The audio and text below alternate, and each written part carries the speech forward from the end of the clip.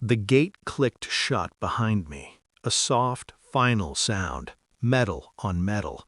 I didn't rush, I didn't shout. Steam rolled off the hot tub like breath from a dying animal, blurring the backyard into something unreal. My wife's laugh drifted through it, low, careless, intimate. Not the laugh she gave me anymore. Two silhouettes, her and him, too close, too comfortable. His arm rested along the edge of the tub, almost touching her bare shoulder.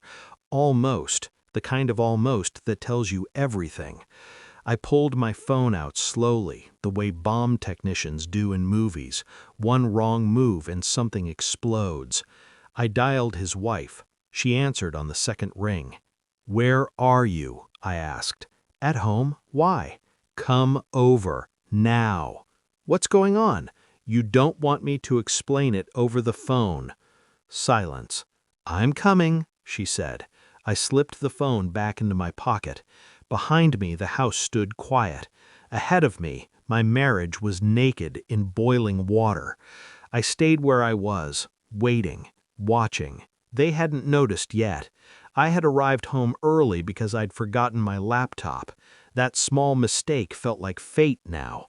When I walked through the side gate, I heard voices before I saw them. Soft, private, the way people sound when they think no one else exists. At first, my brain tried to protect me. Maybe it's nothing. Maybe I'm wrong. Then I saw her, my wife, hair wet, skin glowing in the steam, leaning just a little too close to her best friend's husband. Their knees touched under the water. No one moves like that by accident. I watched the way she tilted her head when he spoke, the way he lowered his voice when he laughed. These were not strangers. These were not friends. These were two people who had rehearsed this moment 1,000 times. I didn't confront them. I didn't step forward. I stepped back, and I locked the gate, not to trap them, to trap myself from doing something stupid. I needed this clean, precise, cold. For months, something had been wrong. I'd felt it in the pauses, in the way she turned her phone away, in the way she stopped asking me how my day was. She still kissed me, but it was empty, like touching a photograph, and suddenly everything made sense. The late gym sessions, the girls' nights, the strange names in her phone. Him, her best friend's husband, the safest place to hide an affair, right in front of everyone. I stayed by the gate as steam curled into the evening air. Then I heard tires. Her car. His wife. She got out fast. No hesitation, no confusion. She already knew something was wrong. You could see it in the way she walked, tight, coiled, ready. I met her halfway. "They're in the hot tub," I said. Her face didn't change. That was worse than if she'd screamed. We walked back together, two people about to watch their lives burn. They didn't hear us until we were right there.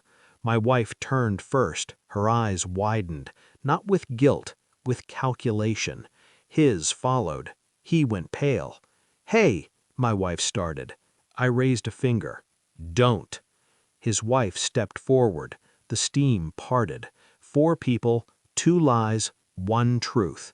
No one spoke. No one needed to.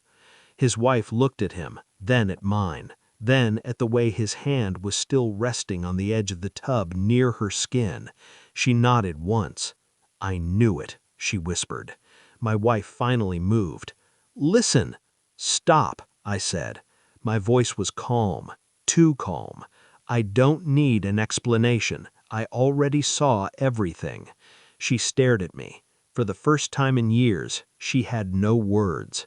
They got out of the hot tub in silence, wrapped in towels, stripped of everything else. The truth has a way of doing that. We stood there in the wet grass while the sky darkened. I turned to my wife. "Did you think you wouldn't get caught?" I asked. She swallowed. "I didn't mean for you to find out like this." That was her mistake. She thought how mattered. I looked at him.